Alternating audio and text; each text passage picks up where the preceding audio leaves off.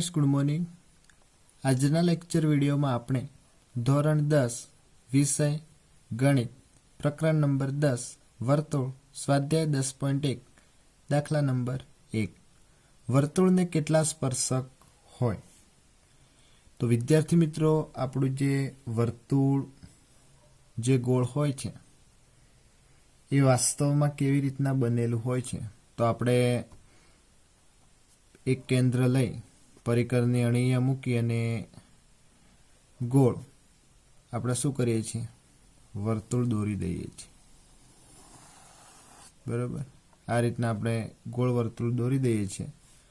પરંતુ આપણું આ કેન્દ્ર હોય અને આ વર્તુળ હોય તો આ વર્તુળ જે બન્યું છે એ તમે આ વર્તુળથી ત્રિજ્યા લો 5 સેન્ટીમીટર દાખલા તરીકે આટલી હોય तो अहींया परिकर मूकीने अहींया पेन्सिल थी तमे एक जे बिंदु मळे एवी ज रीतना तमे परिकरने अहींया राखीने आ बाजू जो करशो एटलुं ज माप राखीने तो आ बाजू मळशे। एवी रीतना विद्यार्थी मित्रों तमे बधी ज बाजू परिकरने अणी वच्चे मूकी अने चारे बाजू ज्यारे दौरशो तो तमने आ रीतना बिंदुओ मळशे। એટલે કે જે આ વર્તુળ આપણું જે બને છે એ આવા નાના નાના અસંખ્ય બિંદુઓનું બનેલું હોય છે। એટલે આપણે એવું કહી શકીએ કે વર્તુળ પર જેટલા બિંદુઓ હોય તેટલા આપણે સ્પર્શક દોરી શકીએ। કારણ કે આપણને અહીંયા કીધું છે કે વર્તુળને કેટલા સ્પર્શક હોય તો વર્તુળને જો એક બિંદુ હોય તો આપણે એક સ્પર્શક દોરી શકીએ। પરંતુ આ જે વર્તુળ આપણું જે બન્યું છે आवो नाना नाना असंख्य बिंदुओ एक समतल એટલે કે જે આપણે ત્રિજ્યા લીધી હતી બરાબર 5 સેન્ટીમીટર લીધી હોય તો આ વર્તુળના કેન્દ્રથી 5 સેન્ટીમીટર આજુબાજુ ચારે બાજુ વર્તુળ સ્વરૂપે શું હશે આવા નાના નાના બિંદુઓ હશે।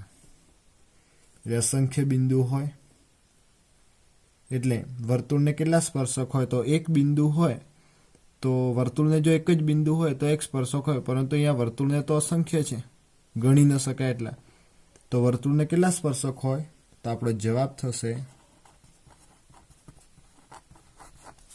असंख्य। હવે વિદ્યાર્થી મિત્રો આપણે જોઈએ દાખલા નંબર 2 અને એનો પ્રશ્ન નંબર 1। स्पर्शक वर्तुळ ने खाली जग्या बिंदु में छेदे। तो विद्यार्थी मित्रों आपणे जे स्पर्शक दोरीए छीए दाखला तरीके आपणुं आ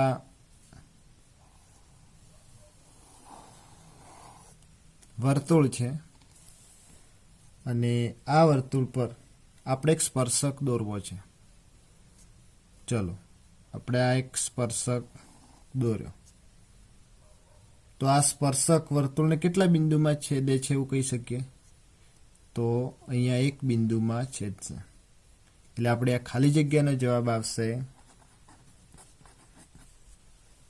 1।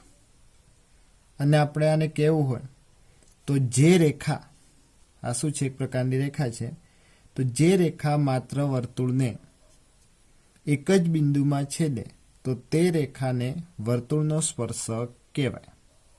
એટલે અહીંયા જે આપણી આ રેખા છે આ રેખા એટલે કે આપણે જે રેખા માત્ર વર્તુળને એક જ બિંદુમાં છેદે તો તે રેખાને વર્તુળનો સ્પર્શક કહેવાય। એટલે કે સ્પર્શક વર્તુળને માત્ર એક જ બિંદુમાં છેદે છે એવું આપણે કહી શકીએ। એટલે કે આપણો જે આ વર્તુળ છે અને વર્તુળ ઉપર જે આપણે આ સ્પર્શક દોર્યો છે તો આ સ્પર્શક માત્ર ને માત્ર એક જ બિંદુમાં છેદે છે એવું આપણે કહી શકીએ। અને આપણને જે પહેલો પ્રશ્ન હતો એમાં આપણને કીધું હતું કે વર્તુળને કેટલા સ્પર્શક હોય તો જુઓ વિદ્યાર્થી મિત્રો અહીંયા એક બિંદુમાંથી એક સ્પર્શક દોરી શકીએ આપણે તો અહીંયા તો વર્તુળને તો શું હોય અસંખ્ય બિંદુ હોય તો આપણે સ્પર્શક કેટલા દોરી શકીએ અસંખ્ય। એટલે વર્તુળને કેટલા સ્પર્શક હોય તો અસંખ્ય। અને એના જેવો જ આ પ્રશ્ન નંબર 2 નો પહેલો પ્રશ્ન છે કે સ્પર્શક વર્તુળને ખાલી જગ્યા બિંદુમાં છેદે तो स्पर्शक वर्तुळ ने એક બિંદુમાં છેદે છે એવું આપણે કહી શકીએ. હવે જોઈએ આપણે પ્રશ્ન નંબર 2નો બીજો પ્રશ્ન, જે આપણને ખાલી જગ્યા સ્વરૂપે આપેલી છે.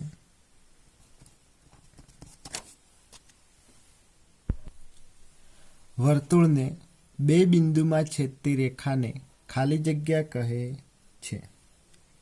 તો જો વિદ્યાર્થી મિત્રો આપણે આ ખાલી જગ્યા પૂરવા માટે આકૃતિ દ્વારા સમજીએ.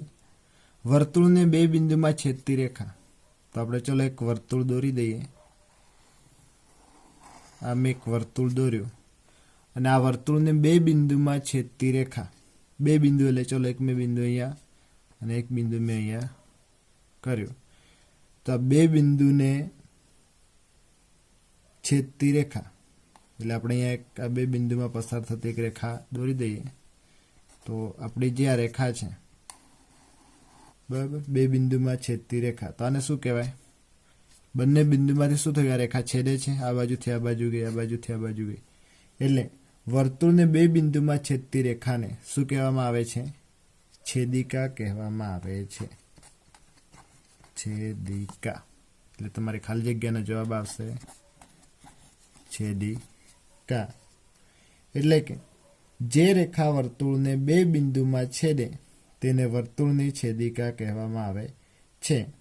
અને એક બિંદુમાં જો વિદ્યાર્થી મિત્રો છેદે તો એને આપણે શું કહીશું? સ્પર્શક કહીશું.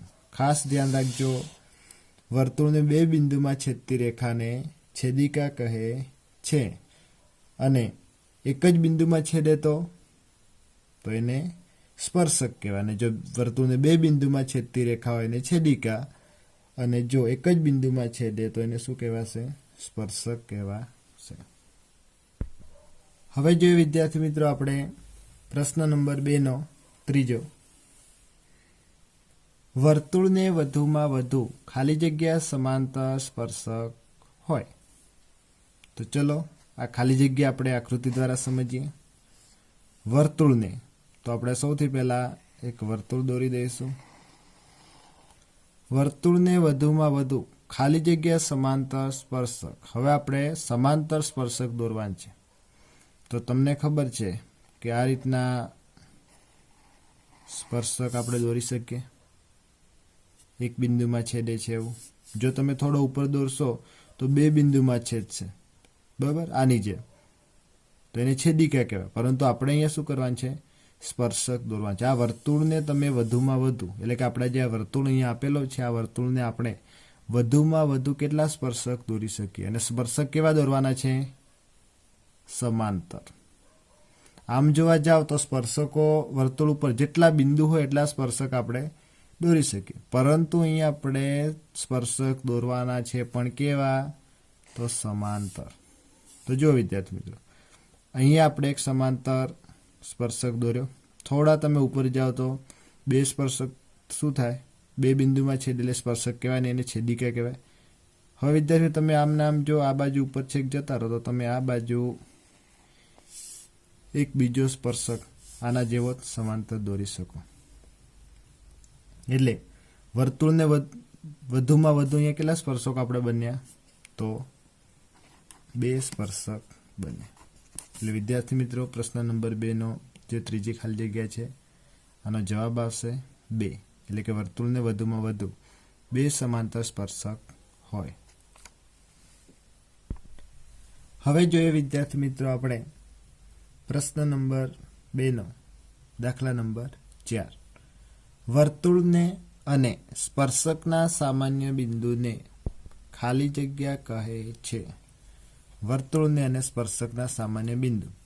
તો આ ખાલી જગ્યા સમજવા માટે આપણે એક આકૃતિ દોરીએ. સૌથી પહેલા વર્તુળ કીધું છે તો એક વર્તુળ દોરી દઈએ. વર્તુળ અને સ્પર્શકના સામાન્ય બિંદુ. તો આ થયું આપણો વર્તુળ અને આનું સામાન્ય બિંદુ. કોઈ પણ જગ્યાએ એક સામાન્ય બિંદુ લઈ અને સ્પર્શક આપણે દોરી દઈએ.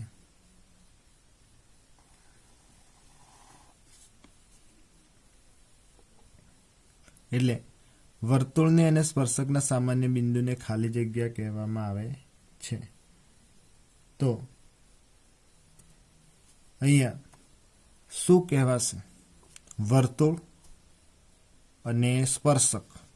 બરાબર, આ થયો આપણો વર્તુળ અને આ થયો આપણો સ્પર્શક. અને સ્પર્શકમાં જે આ બિંદુ છે, આ બિંદુને શું કહીશું?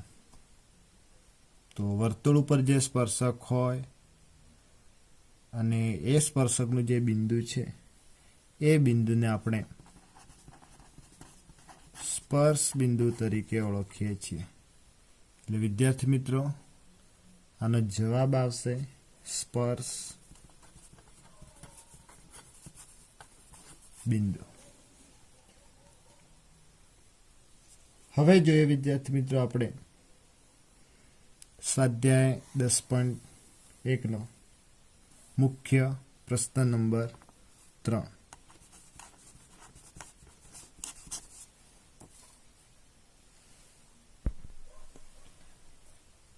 5 સેન્ટીમીટર ત્રિજ્યાવાળા વર્તુળના કોઈ બિંદુ P આગળ દોરેલ એક સ્પર્શક PQ કેન્દ્ર O માંથી પસાર થતી રેખાને Q બિંદુએ છેદે છે. OQ બરાબર 12 સેન્ટીમીટર હોય તો PQની લંબાઈ કેટલી? તો વિદ્યાર્થી મિત્રો, અહીંયા જે પ્રશ્ન નંબર 3 છે એ આપણે ઓપ્શન સ્વરૂપે આપેલો છે, વિકલ્પ સ્વરૂપે. તો આ વિકલ્પોનો જવાબ આપણે ગણતરી કરીને કેવી રીતના લાવવો એ આપણે સમજશું. સૌથી પહેલાં આપણે રકમ સમજીએ. 5 સેન્ટીમીટર ત્રિજ્યાવાળો વર્તુળ. તો વિદ્યાર્થી મિત્રો, તમારે પરિકરમાં પેન્સિલ દોરાવી અને ફૂટપટ્ટીની મદદથી 5 સેન્ટીમીટર માપ લેવાનું પરિકરથી, અને પરિકરની અણી આ રીતના મૂકી અને તમારે શું કરવાનું? તો 5 સેન્ટીમીટર ત્રિજ્યાવાળું એક વર્તુળ દોરવાનું. બરાબર, તો 5 સેન્ટીમીટર ત્રિજ્યાવાળા વર્તુળના કોઈ પણ બિંદુ P આગળ, એટલે કે કોઈ બિંદુ P આગળ. હવે આપણું આ વર્તુળનું કેન્દ્ર છે ને હવે અહીંયાથી આપણે એક P બિંદુ લઈ લઈએ બહાર કોઈ પણ જગ્યાએ. ચલો, અહીંયા હું P બિંદુ લઈ લઉં છું. પરંતુ અહીંયા આપણે રકમમાં 5 સેન્ટીમીટર ત્રિજ્યાવાળા વર્તુળના કોઈ બિંદુ P આગળ, વર્તુળના કોઈ બિંદુ P આગળ, એટલે આપણે P અહીંયા ના લેવા, વર્તુળ આગળ આપણે કોઈ પણ બિંદુ P લેવો પડશે. તો આપણે શું કરશું? તો P અહીંયા ના લઈએ, કારણ કે આપણે રકમમાં આપણને એવું કીધું છે કે વર્તુળ જે છે એ વર્તુળના કોઈ બિંદુ P, વર્તુળની બહાર કીધું નથી.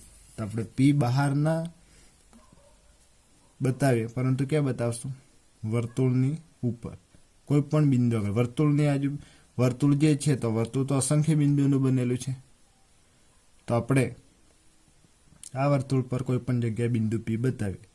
ચલો, હું અહીંયા બિંદુ P બતાવું છું અને P આગળ દોરેલ એક સ્પર્શક PQ.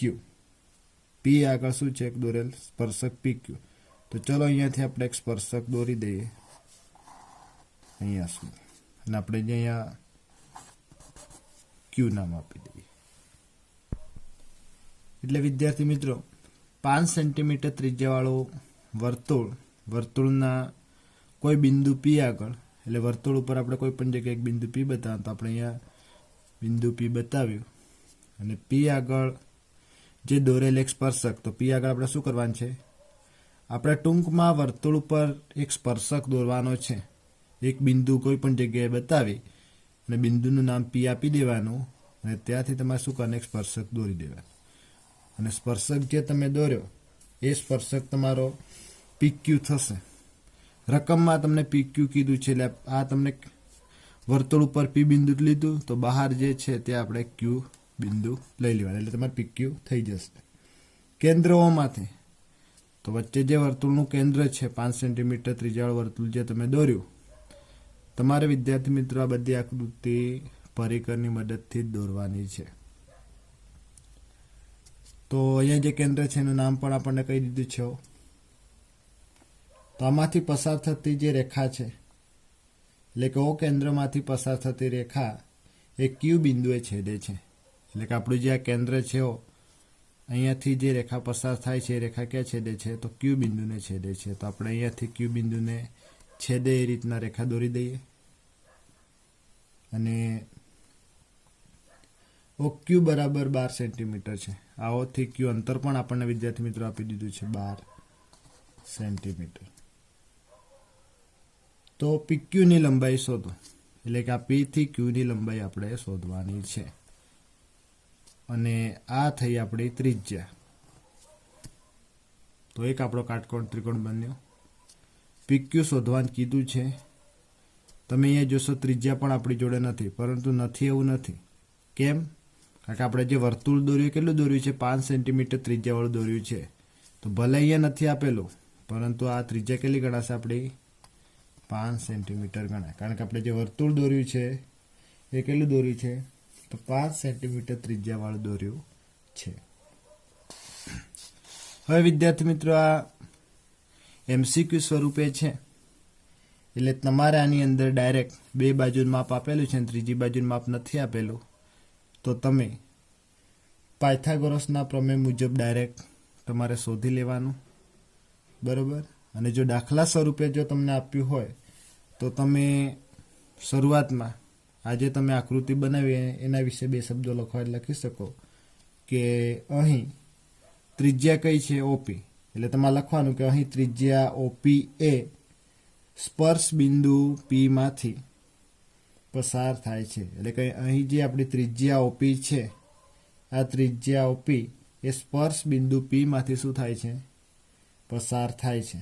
એટલે આપણે OP લંબ PQ કહી શકીએ. એટલે લખવાનું કે OP લંબ PQ. અને જે તમે પ્રમેય 10.1 પરથી આપણે આ વસ્તુ એ પ્રમેયની અંદર આવે છે, બરોબર. એટલે OP લંબ PQ અને કૌંસમાં લખી લેવાનું કે પ્રમેય 10.1 પરથી. અને તમે અહીંયા જોશો તો તમારો ત્રિકોણ પણ બને છે. કયો? તો જુઓ, આ સ્પર્શક છે એટલે સ્પર્શકનો ખૂણો 90°નો હોય. તો OPQ એટલે તમારે લખવાનું કે ત્રિકોણ OPQ માં બરાબર ખૂણો P કેવો છે? 90°નો છે, બરાબર. એટલે ડાયરેક્ટ અહીંયા MCQ સ્વરૂપે છે, એટલે હું દાખલો બરાબર ઉપર લખાણ વધારે લખતો નથી, ડાયરેક્ટ જ ત્રિકોણ જે બને છે લખી દઉં છું. OPQ માં ખૂણો P બરાબર કેટલો છે? 90°નો છે. તો લખવાનું હવે પાયથાગોરસના પ્રમેય મુજબ. પાયથાગોરસના પ્રમેય મુજબ વિદ્યાર્થી મિત્રો બરાબર કર્ણ કયો? OQ નો વર્ગ. ચલો હું અહીંયા લખું છું. આના ઉપરથી કઈ રીતના બનશે પાયથાગોરસનો પ્રમેયનું સૂત્ર? તો Q નો વર્ગ બરાબર OP નો વર્ગ અને PQ નો વર્ગ. OQ 12 સેન્ટીમીટર છે તો 12 નો વર્ગ. OP 5 છે તો 5 નો વર્ગ થશે. PQ આપણે શોધવાના છે. 12 નો વર્ગ થાય વિદ્યાર્થી મિત્રો 144, 5 નો વર્ગ થાય 25 વત્તા PQ નો વર્ગ. અને આપણે 10મા ધોરણમાં છીએ એટલે આપણને 1 થી 20 સુધી 25 સુધી બરાબર વર્ગ આવડવા જોઈએ. તો તમારો ટાઈમ એક્ઝામની અંદર બચશે, નહીં તો તમે 12 × 12 કરશો તો એટલો ટાઈમ તમારો વેસ્ટ જશે. 144 25 આગળ આવે એટલે -25 થશે, એટલે PQ નો વર્ગ. એટલે કે આપણે PQ કરતા બનાવવા હોય તો આ 25 છે આગળ આવી જાય. 144 માંથી 25 બાદ કરીએ આપણે એટલે આપણને મળે 119. 119 કોનો વર્ગ છે વિદ્યાર્થી મિત્રો? તો 119 કોઈનો પણ વર્ગ નથી. તો આપણે અહીંયા તમારે વિદ્યાર્થી મિત્રો આમ નામ ન રહેવા દેવું, વર્ગ તો દૂર કરવો જ. કોઈનો વર્ગ તમને ન મળે તો તમારે 119 કરીને આ રીતના વર્ગમૂળમાં લખી લેવાનું, એટલે તમારે અહીંયા વર્ગ દૂર થઈ ગયો. એટલે તમારો જવાબ આવે વિદ્યાર્થી મિત્રો 119 પણ શું તો જો આ સેન્ટીમીટર છે આ સેન્ટીમીટર છે તો આ શું હશે માપ કિલોમીટરમાં થોડું થઈ જશે સેન્ટીમીટર જ રહેશે કારણ કે બધી બાજુનું માપ એક સરખું જ હોય એકમ તો અહીંયા 100 તમારે શું કરવાનું 119 પાછળ સેન્ટીમીટર એકમ ખાસ લખવાનું અને જો વિદ્યાર્થી મિત્રો તમને અહીંયા ઓપ્શનની અંદર ડી 119 વર્ગમૂળમાં આપેલા છે તો આ તમારો જવાબ થશે પ્રશ્ન નંબર 4 એક વર્તુળ દોરો તો સૌથી પહેલા આપણને કીધું છે રકમક વર્તુળ દોરો તો આપણે શું કરીએ એક વર્તુળ દોરી દઈએ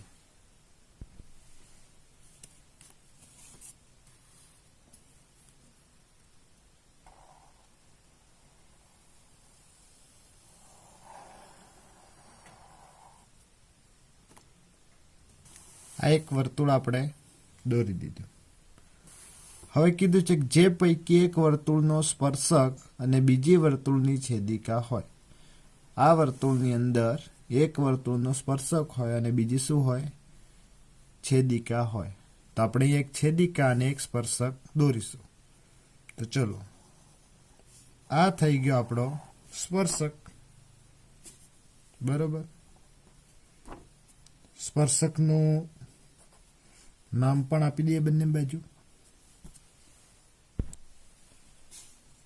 ચલો એક બાજુ પી આપી દઈએ એક બાજુ ક્યુ આપી દઈએ આ થઈ ગયો વર્તુળનો સ્પર્શક અને બીજું કીધું છે છેદિકા છેદિકા હોય તો બે બિંદુમાં છેદે ચલો એક બિંદુ અહીંયા એક બિંદુ અહીંયા તો આપણે અહીંયાથી જોડતી એક છેદિકા દોરી દઈએ છેદિકાનું પણ નામ આપી દઈએ ને આપણે અહીંયા આપણે પી ક્યુ આપ્યું છે તો અહીંયા ચલો આપણે એક્સ અને વાય આપી દઈએ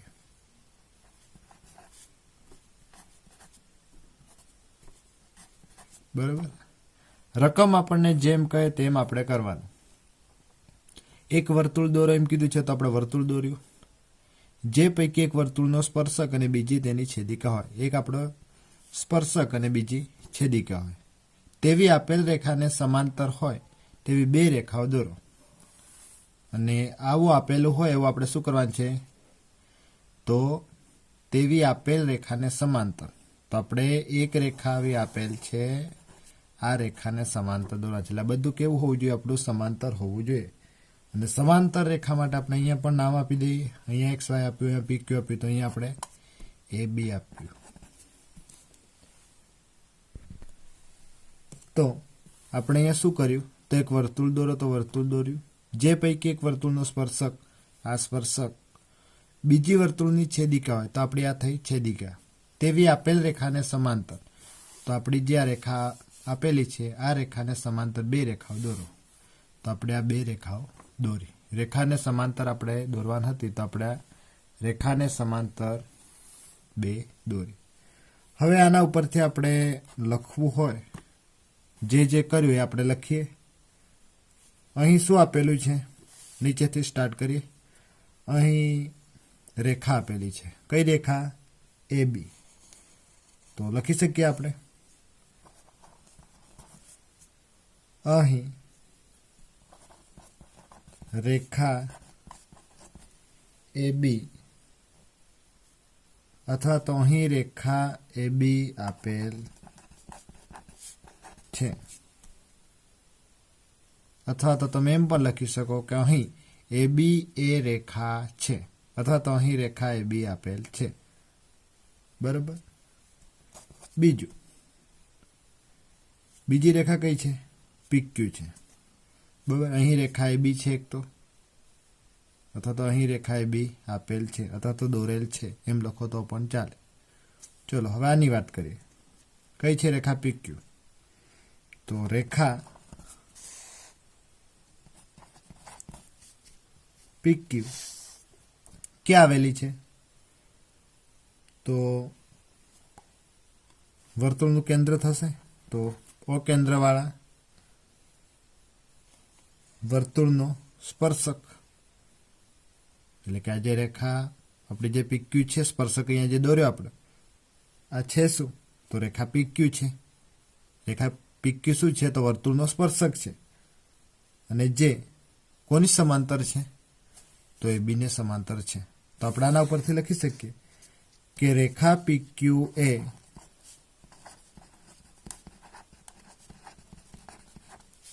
O કેન્દ્રવાળા વર્તુળનો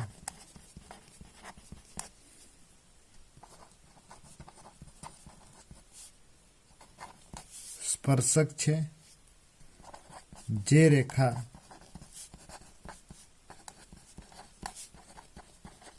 AB ને સમાંતર છે. એટલે કે અહીં જે PQ જે રેખા છે, એટલે કે રેખા PQ એ O કેન્દ્રવાળા વર્તુળને, એટલે આ O કેન્દ્રવાળું શું છે? એક વર્તુળ છે, અને આ વર્તુળનો શું છે? આ PQ તો સ્પર્શક છે, અને આ સ્પર્શક PQ AB ને સમાંતર છે. હવે આપણે આની વાત કરીએ એક્સ અને વાયની. આવી જ રીતના રેખા XY એ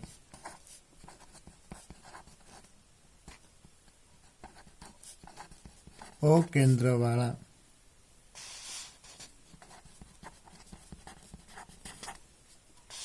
વર્તુળની છેદિકા છે, જે રેખા AB ને સમાંતર છે. એટલે અહીં જે રેખા XY જે છે એ XY રેખા પણ O કેન્દ્રવાળા વર્તુળની શું છે? આ તો સ્પર્શક હતો PQ, પરંતુ આ શું છે? બે બિંદુમાં છેદે છે, એટલે છેદિકા છે. એટલે રેખા XY એ O કેન્દ્રવાળા વર્તુળની શું છે? છેદિકા છે. અને આ છેદિકા પણ AB ને શું છે? સમાંતર છે. એટલે રેખા XY એ O કેન્દ્રવાળા વર્તુળની છેદિકા છે, જે રેખા AB ને શું છે? તો સમાંતર છે. તો વિદ્યાર્થી મિત્રો, અહીં આપણું સ્વાધ્યાય 10.1 પૂરું થાય છે. સ્વાધ્યાય 10.1માં કોઈ પણ દાખલામાં કન્ફ્યુઝ હોય, કોઈ પણ જગ્યાએ ખબર ન પડતી હોય, તો તમે કોમેન્ટ કરી અને મને જણાવી શકો છો, અથવા તો વોટ્સઅપ ઉપર તમે મેસેજ કરી અને જણાવી શકો છો. નેક્સ્ટ વિડીયોમાં આપણે જોઈશું સ્વાધ્યાય 10.2.